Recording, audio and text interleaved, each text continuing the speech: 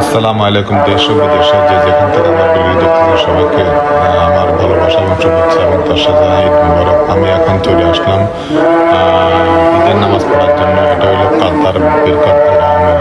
দেখতে পাচ্ছেন আমার পিছনের সামনে বামে হাজার হাজার মানুষ ঈদ নামাজ পড়ার জন্য রেডি হইতেছে, রেডি করার জন্য রেডি আছে।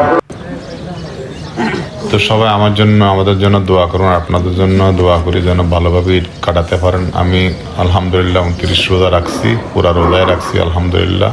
আল্লাহ কবুল করার মালিক আল্লাহ। তো নামাজ পড়ার জন্য আমরা রেডি হয়ে গেছি, ইতিমধ্যে নামাজ রেডি হবে। তো নামাজটা শেষ, নামাজ পড়া শেষ। এখন পেটে ভুক লাগে গেছে, হোটেলে যাবো, 2টা পরোটা খামো ডাইল দিই, এরপর বাসায় যাবো, ঘুমামো। এটাই বিদেশের ঈদ।